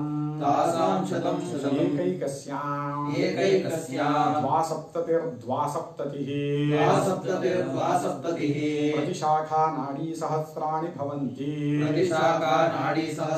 ಭವಂತಿ ಆಸು ವ್ಯಾನಶ್ಚರತಿ ಹೃದಿ ಹಿ ಏಷಃ ಆತ್ಮ ಅತ್ರ ಏತತ್ ಏಕಶತಂ ನಾಡೀನಾಂ ತಾಸಾಂ ಶತಂ ಏಕೈಕಸ್ಯಾಂ ತಸ್ಯಾಂ ಎಲ್ಲಿ ತಸ್ಯಾಂ ಇಲ್ಲ, ಏಕೈಕಸ್ಯಾಂ ಆಗೋಯ್ತು. ದ್ವಾಸಪ್ತತಿಃ ಪ್ರತಿಶಾಖಾಃ ನಾಡಿ ಸಹಸ್ರಾಣಿ ಭವಂತಿ ಆಸು ವ್ಯಾನಃ ಚರತಿ. ಈ ಆತ್ಮನು ಹೃದಯದಲ್ಲಿದ್ದಾನೆ. ಮುಖ್ಯ ಜಾಗ ಯಾವುದು? ಪ್ರಾಣ 5 ಭಾಗವನ್ನು ಮಾಡಿಕೊಂಡಿದ್ದವರಾದರೂ ಆ ಪ್ರಾಣ ಮುಖ್ಯ ಭಾಗ ಯಾವುದು? ಮುಖ್ಯ ಜಾಗ ಯಾವುದು? ಅವನು ಹೃದಯದಲ್ಲಿ ಇರ್ತಾನೆ. ಈ ಅತ್ರ ಇಲ್ಲಿ ಏತತ್ ಈ ಏಕಶತಂ ನಾಡಿನ, ಏಕಶತ ಅಂದ್ರೆ 101 ನಾಡಿಗಳು ಆ ಹೃದಯದಿಂದ ಹೊರಗಡೆಗೆ ಹೊರಡುತ್ತವೆ. ಆ ಒಂದೊಂದು 101ಕ್ಕೂ 100 ಭಾಗ ನಾಡಿಗಳ ಭೇದ ಆಗುತ್ತೆ. ಆ ಒಂದೊಂದರಲ್ಲೂ ಆ 101 × 100 ಆ ಒಂದೊಂದು ಕೂಡ 72,000 ಭಾಗ ಹಾಕೊಂಡು ಹೋಗುತ್ತೆ. ಬಟ್ ಇಲ್ಲಿ ನೋಡಿ ಸ್ವಾಮಿಗಳು ಇದು ಟಿಪ್ಪಣಿ ಬರೆದಿದ್ದಾರೆ. ಈ ಲೆಕ್ಕದಂತೆ 101 ಪ್ರಧಾನ ನಾಡಿಗಳು, 101 × 100 ಅಂದರೆ 10,100 ಶಾಖಾ ನಾಡಿಗಳು ಮತ್ತು 10,100 × 72,000 ಈಸ್ ಈಕ್ವಲ್ ಟು 72 ಕೋಟಿ 72 ಲಕ್ಷ ಪ್ರತಿ ಶಾಖಾ ನಾಡಿಗಳು. ಹೀಗೆ ಒಟ್ಟು 72 ಕೋಟಿ 72 ಲಕ್ಷದ 10,201 ನಾಡಿಗಳಾಗುವು. ಆದರೆ ಅನೇಕ ಮುಖ್ಯ ನಾಡಿಗಳಲ್ಲಿ ಸುಷುಮ್ನೆ ಎಂಬ ಮತ್ತೊಂದು ಮುಖ್ಯ ನಾಡಿ ಇದೆ. ಶಾಖೋಪಶಾಖೆಗಳಾಗಿರುವ ನಾಡಿಗಳಲ್ಲಿ ವ್ಯಾನವು ಕೆಲಸ ಮಾಡುತ್ತಿರುತ್ತದೆ ಎಂಬುದಿಷ್ಟರಲ್ಲಿಯೇ ವಾಕ್ಯಕ್ಕೆ ತಾತ್ಪರ್ಯವನ್ನು ಕಲ್ಪಿಸಬೇಕು. 72 ಕೋಟಿ 72 ಲಕ್ಷದ 10,201 ನಾಡಿ ನೋಡಿದ್ದೀರೇನ್ರಿ ನೀವು ಅಂದ್ರೆ ಶಾಸ್ತ್ರ ಹೇಳ್ತಾ ಇರೋ ವಿಚಾರ. ಯಾರಿಗೋ ಗೊತ್ತಾಗ್ಲಿಲ್ಲ ಅಂದ್ರೆ ಇನ್ನೂ ಅದನ್ನು ಸರಿಯಾಗಿ ಪರೀಕ್ಷೆ ಮಾಡಿಲ್ಲ ಅವರು ಅಂತ ಅರ್ಥ. ಆದರೆ ವ್ಯಾನ ಎಷ್ಟು ಸೂಕ್ಷ್ಮವಾಗಿ ಕೆಲಸ ಮಾಡ್ತಾ ಇದ್ದಾನೆ. ಈ ಬೆರಳಿನ ತುದಿ ಹೀಗೆ ಅಲ್ಗಾಡ್ಬೇಕು ಅಂದ್ರೂ ವ್ಯಾನದ ಇದಿರ್ಬೇಕು, ಶಕ್ತಿ ಇರಬೇಕು. ಶಕ್ತಿ ಇಲ್ಲ ಅಂದ್ರೆ ವ್ಯಾನ ಅಲ್ಲಿ ಕೆಲಸ ಮಾಡ್ತಾ ಇರಬೇಕು. ಹೀಗೆ ಹೀಗೆ ಬೆರಳು ಅಲ್ಗಾಡ್ತಾ ಇದೆ, ಹೀಗೆ ಅಲ್ಗಾಡುತ್ತೆ. ಎಲ್ಲೆಲ್ಲಿ ಈ ರೀತಿಯಾದ ಕೆಲಸಗಳು ನಡೀತಾ ಇದೆಯೋ ವ್ಯಾನ ಶಕ್ತಿ, ಪ್ರಾಣ ತನ್ನ ವ್ಯಾನ ವೃತ್ತಿಯನ್ನು ಹಾಕಿ ತುಂಬಿದಾನನು. ಒಂದೊಂದು ಇಂಚು ಅಂತಲೂ ಹೇಳಬಾರ್ದು, ಇಂಚಿನ ಕೋಟಿ ಒಂದು ಭಾಗದಲ್ಲೂ ತುಂಬಿಕೊಂಡಿದ್ದಾನ ಆ ವ್ಯಾನ ಶಕ್ತಿ. ಅದಕ್ಕೇನೆ ಎಲ್ಲಿ ವ್ಯಾನ ಶಕ್ತಿ ಕಡಿಮೆ ಆಗುತ್ತೋ ಈ ಬೆರಳು ಅಲ್ಗಾಡ್ಸಕ್ಕಾಗಲ್ಲ. ಏನ್ರಿ ಇದು ಅಲ್ಲ ಆಗ್ತಾನೆ ಇಲ್ಲ ಕಣ್ರಿ. ಈಗ ನಿಂತ್ಬಿಟ್ಟಿದೆ. ಈಗ ತುಂಬಾ ಜನರ ಬೆರಳು ನಿಂತಿರುತ್ತೆ ನೋಡಿದೀರಾ, ಹೀಗೆ ಅಲ್ಗಾಡೋದೇ ಇಲ್ಲ, ಹೀಗೆ ಇರುತ್ತದು. ಹಾಗೆ ಆ ವ್ಯಾನ ಶಕ್ತಿ ಇಲ್ಲ ಅಂದ್ರೆ ಅದು ಕೆಲಸ ಮಾಡ್ತಾ ಇಲ್ಲ ಅಂತ. ವ್ಯಾನ ಶಕ್ತಿ ಎಷ್ಟು ಮುಖ್ಯ ಅಂತ, ಪ್ರಾಣನ ವ್ಯಾನ ಇದು. ಆ ವ್ಯಾನ ಶಕ್ತಿ ಪ್ರತಿಯೊಂದು ಜಾಗದಲ್ಲೂ ಕೆಲಸ ಮಾಡ್ತಾ ಇದೆ ಅಂತ. ಇದನ್ನು ಎಷ್ಟು ಚಿಂತನೆ ಮಾಡಬೇಕೋ ಇವರು. ಈಗಿನ ಕಾಲದ ಸೈಂಟಿಸ್ಟ್ಗಳು ಇದನ್ನು ಇಟ್ಕೊಂಡು ನೋಡಿ ಇದು ಹೌದಾ, ಇದು ಹೀಗೇನಾ, ಇದು ಯಾವ ಅರ್ಥದಲ್ಲಿ ಹೇಳ್ತಾ ಇದ್ದಾರೆ ಅಂತ. ಹಾಗೆ ಇದು ಮುಗಿಯುತ್ತಾ? ಬೇಡ ಅಲ್ಲ, 52 ನಿಮಿಷ ಆಯ್ತು. ಮುಗಿಯಲ್ಲ ಇದು, ಸುಮ್ಮನೆ ಬೇಗ ಮುಗಿಸ್ಬೇಕಾಗತ್ತೆ. ಹಾಗಾಗಬಾರ್ದು. ಈ ಟಿಪ್ಪಣಿ ಎಲ್ಲ ಓದಬೇಕು, ಪ್ರತಿಯೊಂದು ಟಿಪ್ಪಣಿನೂ. ಲಿಂಗ ಶರೀರವು ಆತ್ಮನಿಗೆ ಉಪಾಧಿಯಾಗಿರುವುದರಿಂದ ಇದನ್ನು ಆತ್ಮನೆಂದು ಕರೆದಿದೆ. ಹೃದಯವು ಮನಸ್ಸಿಗೆ ಸ್ಥಾನವೆಂದು ಅಭಿಪ್ರಾಯವನ್ನು ಅನುಸರಿಸಿ ಹೇಳಿದ್ದು. ಅದೇ ಹೃದಯಶೇಷ ಆತ್ಮ ಅಂತ. ಲಿಂಗ ಶರೀರವನ್ನೇ ಇಲ್ಲಿ ಆತ್ಮ ಅಂತ ಇರೋದು ಅಂತ. ಆತ್ಮ ಅಂದ್ರೆ ಮುಖ್ಯ ಆತ್ಮ ಅಲ್ಲ ಇಲ್ಲಿ. ಲಿಂಗ ಶರೀರ ಅಂದ್ರೆ ಸೂಕ್ಷ್ಮ ಶರೀರ. ಆ ಸೂಕ್ಷ್ಮ ಶರೀರ ಅಂದ್ರೆ ಮನಸ್ಸು ಪ್ರಾಣ ಎರಡು ಸೇರಿ ಅವನು ಹೃದಯದಲ್ಲಿರ್ತಾನೆ. ಹೃದಯ ಆದ್ರೂ ಮುಖ್ಯ ಜಾಗ, ಎಲ್ಲಾ ಕಡೆಯಲ್ಲೂ ಇದ್ರೂ ಹೃದಯದಲ್ಲಿರ್ತಾನೆ ಅಂತ ಹೇಳ್ಬೇಕು. ಹರಿ ಓಂ ಶ್ರೀ ಕೃಷ್ಣಾರ್ಪಣಮಸ್ತು.